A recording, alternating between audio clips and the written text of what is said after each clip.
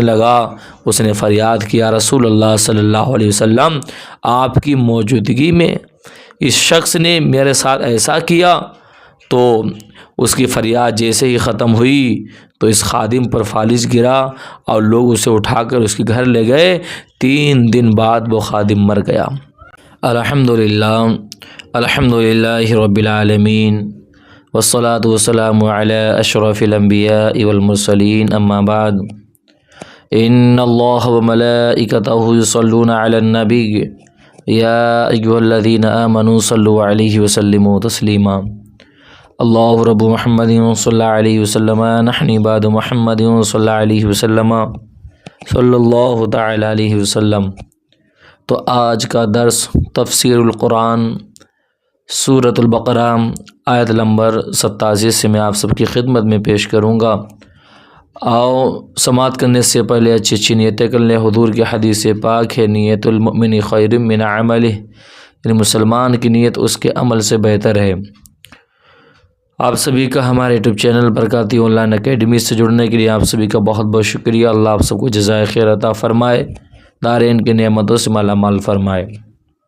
تو چلے سماعت کریں۔ بسم اللہ الرحمن الرحیم۔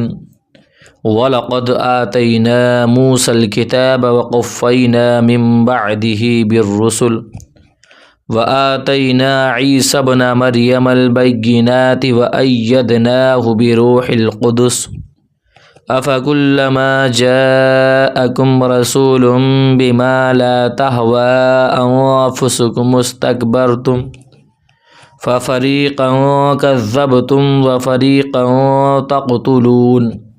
ترجمہ: اور بے شک ہم نے موسیٰ کو کتاب عطا کی اور اس کے بعد پے در پہ رسول بھیجے، اور ہم نے عیسیٰ بن مریم کو کھلی نشانیاں عطا فرمائیں اور پاک روح کے ذریعے ان کی مدد کی۔ تو اے بنی اسرائیل، کیا تمہارا یہ معمول نہیں ہے کہ جب کبھی تمہارے پاس کوئی رسول ایسے احکام لے کر تشریف لائیں جنہیں تمہارے دل پسند نہیں کرتے تھے تو تم تکبر کرتے تھے، پھر ان انبیاء میں سے ایک گروہ کو تم جھٹلاتے تھے اور ایک گروہ کو شہید کر دیتے تھے۔ وَلَقَدْ آتَيْنَا مُوسَى الْكِتَابَ، اور ہم نے موسیٰ کو کتاب دی۔ یہاں سے بنی اسرائیل کو دی گئی مزید نعمتیں بیان کی جا رہی ہیں، اور اس آیت میں کتاب سے توریت مراد ہے، اور جس میں اللہ تعالیٰ کے تمام عہد مذکور تھے۔ ان میں سے اہم عہد یہ تھے کہ ہر زمانہ کے پیغمبروں کی اطاعت کرنا، ان پر ایمان لانا، ان کی تعظیم و توقیر کرنا، جیسا کہ سورہ مائدہ آیت نمبر 21 میں مذکور ہے۔ وَقَفَّيْنَا مِن بَعْدِهِ بِالرُّسُلِ، اور اس کے بعد پے در پہ رسول بھیجے۔ حضرت موسیٰ علیہ السلام کے زمانہ سے حضرت عیسیٰ علیہ السلام تک لگاتار انبیاء کرام علیہ الصلاۃ والتسلیم آتے رہے، اور ان کی تعداد 4000 بیان کی گئی ہے۔ یہ سب حضرات حضرت موسیٰ علیہ السلام کی شریعت کے محافظ اور اس کے احکام جاری کرنے والے تھے۔ چونکہ ہمارے آقا خاتم الانبیاء صلی اللہ علیہ وسلم کے بعد نبوت کسی کو نہیں مل سکتی، اس لیے شریعت محمدیہ کی حفاظت و اشاعت کی خدمت علماء ربانی اور مجددین کو عطا ہوئی۔ آتینا عیسیٰ بن مریم البینات، یعنی عیسیٰ بن مریم کو ہم نے نشانیاں دیں۔ ان نشانیوں سے مراد حضرت عیسیٰ علیہ السلام کے معجزات ہیں، جیسے مردوں کو زندہ کرنا، اندھوں اور برس والوں کو صحت دینا، اور پرندوں کی صورتوں میں جان ڈال دینا، غیب کی خبریں دینا وغیرہ، جیسا کہ سورہ آل عمران آیت نمبر 49 میں ہے۔ وَأَيَّدْنَاهُ بِرُوحِ الْقُدُسِ، اور پاک روح کے ذریعے اس کی مدد کی۔ روح القدس سے حضرت جبریل علیہ السلام مراد ہیں کہ وہ روحانی ہیں اور ایسی وحی لاتے ہیں جس سے دلوں کو حیات یعنی زندگی ملتی ہے۔ حضرت جبریل علیہ السلام کو حضرت عیسیٰ علیہ السلام کے ساتھ رہنے کا حکم تھا۔ حضرت عیسیٰ علیہ السلام کے آسمان پر اٹھائے جانے تک حضرت جبریل علیہ السلام سفر و حضر میں کبھی آپ سے جدا نہ ہوئے۔ حضرت جبریل امین علیہ السلام کی تائید حضرت عیسیٰ علیہ السلام کی بہت بڑی فضیلت ہے۔ حضور سید المرسلین صلی اللہ علیہ وسلم کے صدقہ میں آپ صلی اللہ علیہ وسلم کے بعض امتیوں کو بھی روح القدس کی تائید میسر ہوئی۔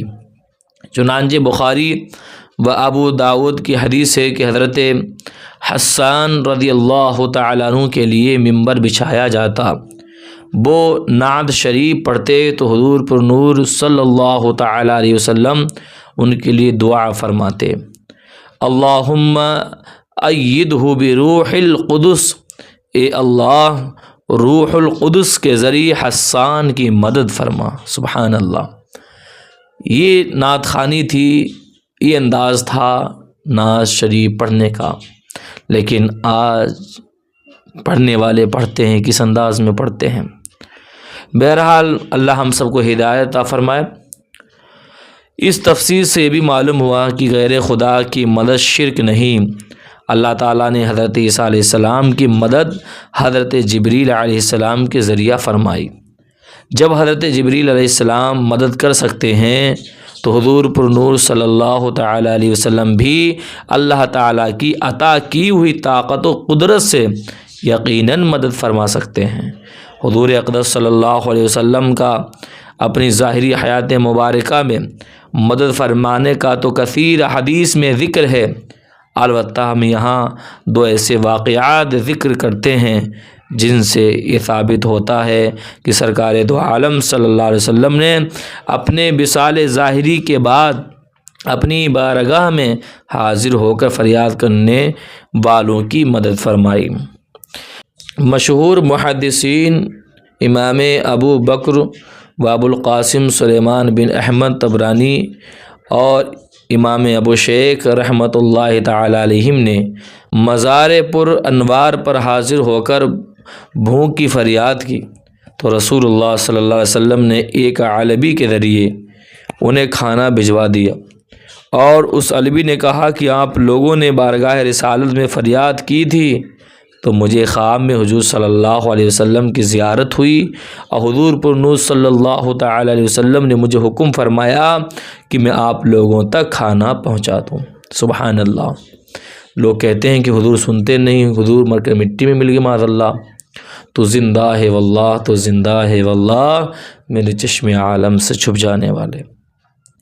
ابو القاسم ثابت بن احمد بغدادی رحمۃ اللہ علیہ فرماتے ہیں کہ میں نے تاجدار رسالت صلی اللہ علیہ وسلم کی شہر اقدس مدینہ منورہ میں ایک شخص کو دیکھا کہ اس نے سرکار دو عالم صلی اللہ علیہ وسلم کے روز انبر کے قریب صبح کی اذان دی۔